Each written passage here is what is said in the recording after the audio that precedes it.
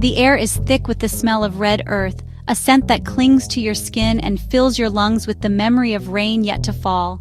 It's a fragrance that speaks of ancient roots and the promise of new beginnings, grounding you in a place where the land itself seems to breathe. Overhead, dark clouds gather, heavy with anticipation. The sky is a canvas of shifting grays, and every local knows the signs. A storm is coming, and with it, a brief, life-giving pause from the relentless sun. We're bumping along a road outside Luanda, the capital's energy fading behind us as we venture deeper into the heart of Angola, a land shaped by centuries of resilience, where every mile tells a story of survival and hope. For many, Angola conjures images of oil fields and the scars of war. But beneath these headlines lies a country rich in culture, beauty, and the quiet strength of its people. There's so much more here than meets the eye. Our journey takes us to Cardoso Village, a place so small it barely registers on most maps. Yet it's here that the true spirit of Angola reveals itself, far from the bustle of the city and the gaze of tourists. To truly understand a place, you have to share a meal with its people, walk through their markets, and listen to the rhythm of daily life. It's in these moments, over steaming pots and laughter, that the real stories are told. The landscape shifts dramatically as we leave the city behind. Concrete gives way to rolling green hills, and the iconic baobab trees stand like ancient sentinels, their thick trunks and sprawling branches a testament to endurance and time.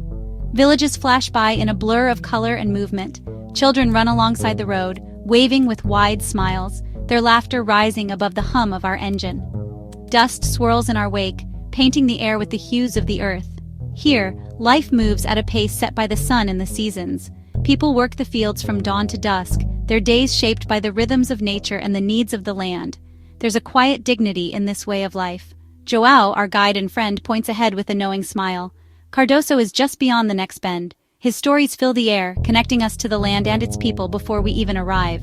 The village comes into view, simple homes clustered together, laughter echoing in Kimbundu, the local language, and chickens darting between doorways. Life here is unpolished, authentic, and full of warmth. This isn't a place built for tourists. It's a living, breathing community, where every face tells a story and every moment feels genuine. Here, people live, work, love, and gather to eat. Meals are shared outdoors, under the open sky, with food passed from hand to hand and stories traded as easily as laughter. I step out of the vehicle, and the heat envelops me like a thick blanket. The sun is relentless, but it's also life-giving, nurturing the crops and the people who depend on them. I'm here to listen, to see, to taste, to let this place teach me, if only for a day, what it means to belong to a land so rich in history and heart. In a world that's growing more connected and more alike, places like Cardoso stand out as rare treasures. They remind us of the value of tradition, of community, and of holding on to what makes us unique. Here, culture isn't just preserved, it's lived every day. Elders share stories, children learn dances, and crafts are passed down through generations, keeping the spirit of Angola alive. My goal is simple: to find a good meal, and in doing so, to understand a little more about what makes Angola so special. Food is the language that connects us all, and here, every dish has a story. Sometimes the most memorable destinations aren't marked by monuments or mapped by guidebooks. Sometimes they're found at a humble market stall, where a plate of food and a welcoming smile offer a taste of something unforgettable. Let's go. The Cardoso Village Market isn't a building, it's alive. It breathes and pulses with the rhythm of daily life, a living tapestry woven from the stories of its people. Here, the market is not just a place, but a presence, one that welcomes everyone, young and old, into its embrace. It spills out beneath a giant mango tree, its branches stretching wide like open arms, sheltering a vibrant mix of people and produce. The shade offers relief from the sun, and under its canopy, life unfolds in 1,000 small ways. Children darting between stalls, elders sharing stories, and neighbors exchanging news. The air is thick with the scent of ripe mangoes, earthy cassava, and the sharp, salty tang of dried fish. Each aroma tells a story of the land and the hands that have tended it. The mingling smells are both familiar and comforting, a reminder of home and heritage. It's the smell of food, of the land providing for its people. The produce is more than just sustenance. It's a celebration of the harvest, a testament to the hard work of farmers and families who rise with the sun.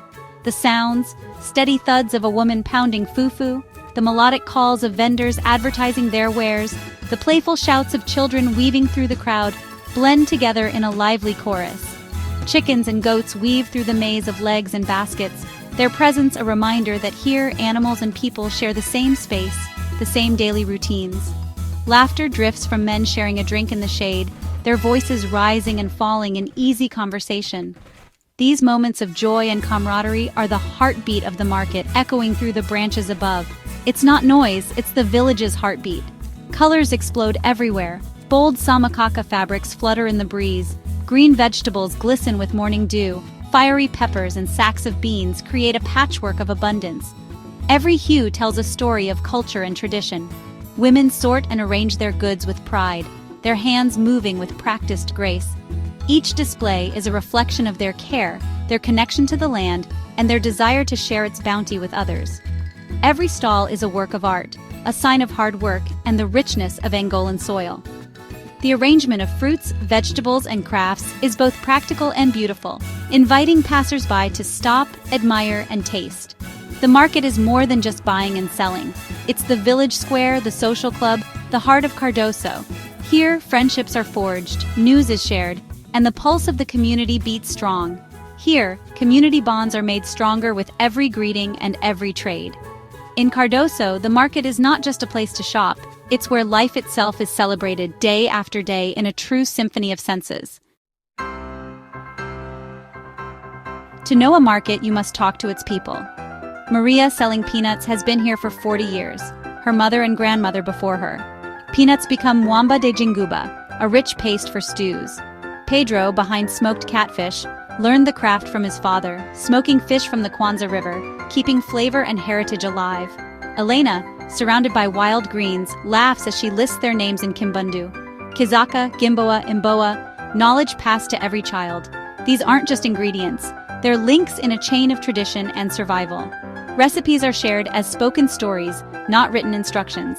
Each conversation is a lesson in strength, family, and the deep connection between people and their food. The market is a living library of human experience. Jindungo, small, fiery chili peppers, give Angolan food its special taste. Piled high in red mounds, sold fresh, dried, or as a very hot paste. A vendor grins, for the brave. Jindungo isn't just spice, it's strength, tradition, and a sign of life. Meals aren't complete without it. Each person adds their own fire. Dried in the sun, pounded with garlic and oil, it becomes piri-piri sauce. The smell is sharp, fruity, and strong, a warning and an invitation. This pepper is Angola's spirit-lasting, passionate, and bold. Two main foods form Angola's cooking foundation: cassava and dried fish. Cassava roots, peeled and pounded, become funge, the national dish, a starchy porridge that is part of every meal. Making funge is an art, needing strength and skill. Dried fish from the Kwanza River is kept fresh by sun and smoke, protein and flavor for weeks. The strong smell signals a good meal to come. Cassava and dried fish are simple, useful, and clever, turning what's needed into soulful food. They are the taste of survival and home. The market's smells have been an appetizer, now the main course. Joao leads me to Sofia's open-air kitchen, where a pot of muamba de galina bubbles over charcoal. The smell is rich and complex. This chicken stew, colored by red palm oil, is Angola on a plate. Chunks of chicken, okra, squash, and a hint of jindungo heat. Served with a mound of fungi, every ingredient comes from the market. This is slow food, cooked for hours, made for family and guests. Sofia serves it with pride. It's more than a meal, it's a piece of her culture. The first bite is amazing. Funge is plain but perfect for soaking up the stew. The mwamba is a mix of palm oil, squash, okra, chicken, and gentle heat. It's soulful, comforting, and grounding. As I eat, the market gathers around, smiles, not stares. Sophia sits beside me, sharing stories of patience and tradition. Food here connects generations, keeping memories and love alive. This meal is heritage, a story told in flavor. Sharing it breaks down barriers. I'm no longer just a visitor. For a moment, I'm part of the community, sharing food under a tree. Hospitality here is real, given with pride. In this simple act, I feel a connection that goes beyond language and culture. As the day ends, the market quiets down. Vendors pack up, the light turns golden, and conversation replaces buying and selling. The market becomes the village's living room, a place to rest and connect. Cardoso's true richness is its sense of community. The market is the glue, economic exchange, yes, but also support and friendship. People look out for each other, sharing news, laughter, and help. After hardship, this togetherness is Angola's greatest treasure.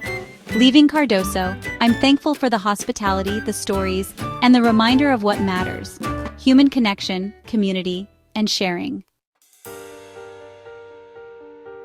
The road away from Cardoso feels different. The dust settles behind us, but something intangible lingers in the air, a sense of having been changed, even in the smallest way.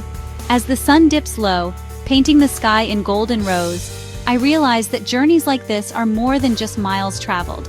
They are stories collected, flavors remembered, and connections made.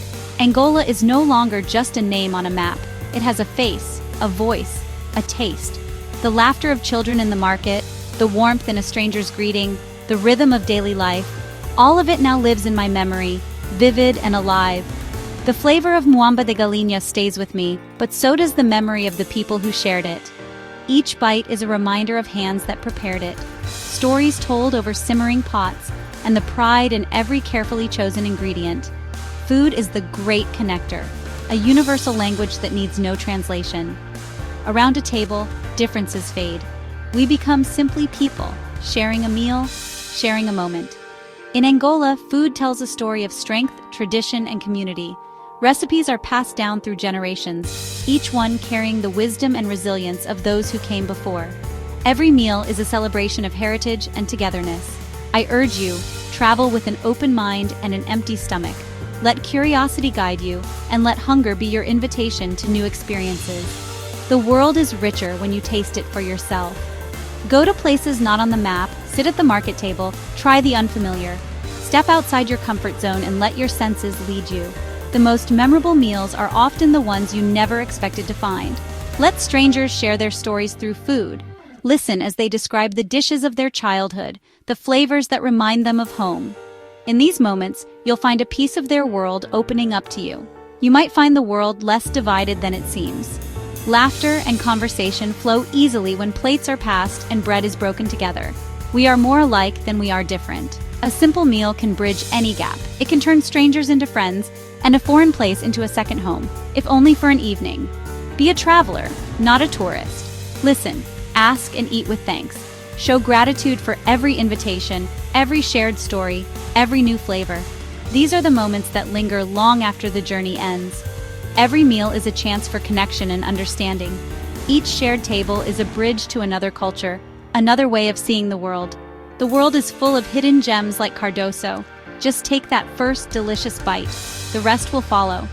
Let the flavors guide you, and you'll discover that the true taste of a place is found in its people, its stories, and the meals you share together.